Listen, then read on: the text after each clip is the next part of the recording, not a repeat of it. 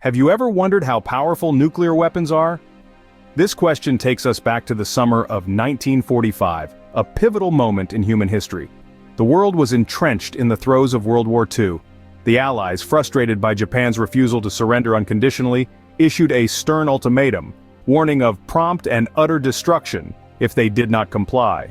This was not an empty threat. Behind the scenes, the Manhattan Project was in full swing, developing 2 atomic bombs, both designed to unleash unprecedented devastation. The first, a uranium-based bomb, was affectionately named Little Boy. The second, a plutonium-based bomb, was dubbed Fat Man.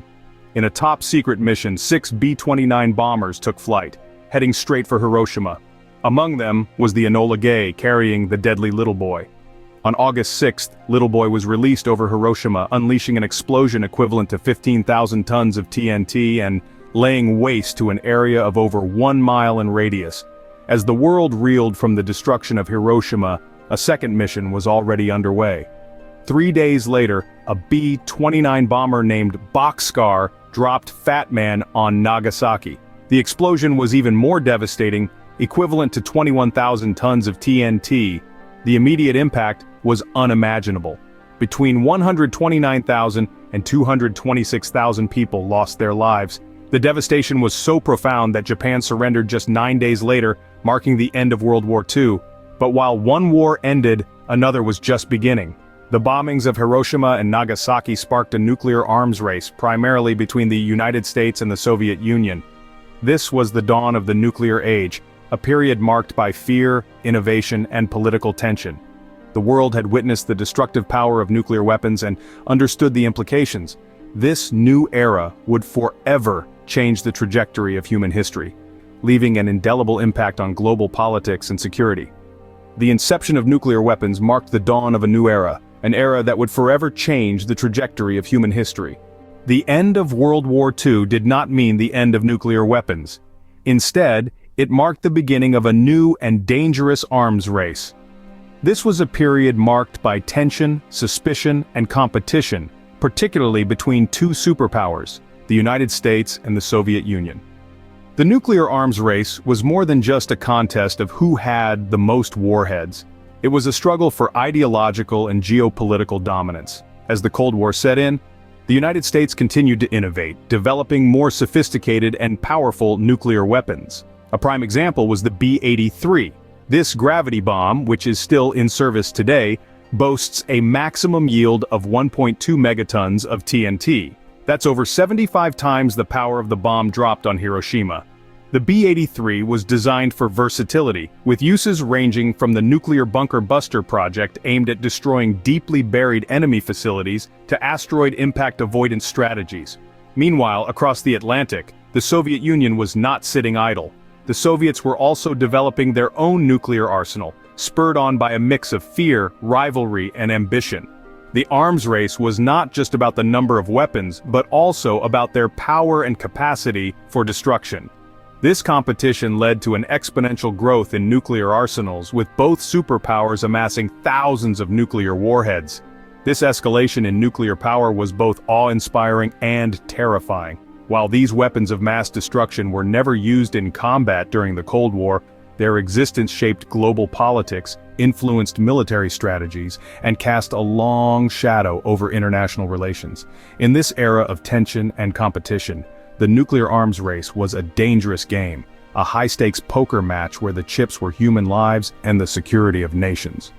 The Cold War era was characterized by a terrifying game of nuclear brinkmanship, a time when the world teetered on the edge of nuclear annihilation, forever altering our perspective on war, peace, and the fragile balance of power that keeps the world in check.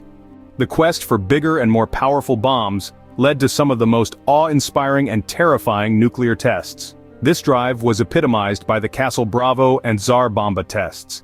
Castle Bravo was the code name for the United States' most powerful nuclear test, detonated on Bikini Atoll in the Pacific Ocean on March 1, 1954. The blast was so powerful it yielded 15 megatons of TNT, equivalent to 15 million tons of the explosive. This test was 2.5 times more powerful than expected, and its radioactive fallout spread over an area of more than 7,000 square miles. contaminating several inhabited islands and leading to long-term health issues among the local population and the crew of a nearby Japanese fishing boat. The Soviet Union, not to be outdone, conducted their own colossal test, detonating the Tsar Bomba on October 30, 1961. The Tsar Bomba was the largest nuclear bomb ever detonated, with an estimated yield of 50 megatons. That's over 3 times the yield of Castle Bravo and over 3,000 times the combined power of the bombs dropped on Hiroshima and Nagasaki. The blast was so powerful it shattered windows over 500 miles away, and the mushroom cloud reached a height of 40 miles, about 7 times the height of Mount Everest.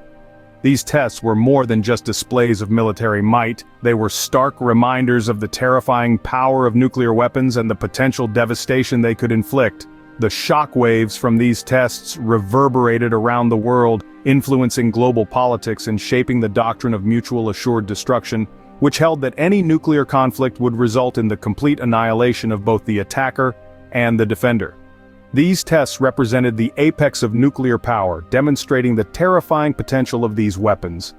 The legacy of these tests continues to shape our world today, influencing international relations, arms control treaties, and our understanding of the devastating true scale of nuclear weapons. The arms race led to the development of a chilling doctrine, mutual assured destruction. This doctrine, commonly abbreviated as MAD, was at the heart of the Cold War's nuclear strategy.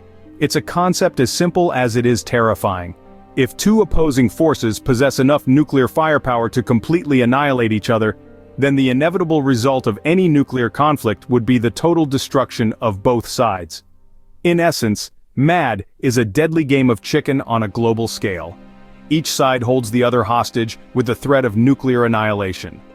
The idea is that by making the cost of nuclear aggression unimaginably high, no rational player would dare to initiate a nuclear conflict. It's a standoff in which the only winning move is not to play. Now, you might ask, how could such a grim and dangerous strategy ever be considered rational? Well, the rationale lies in its deterrent effect. The prospect of mutual destruction is meant to keep a precarious peace. It's like 2 gunfighters in an old Western movie, each knowing that drawing their weapon could lead to their own death as well as their opponents.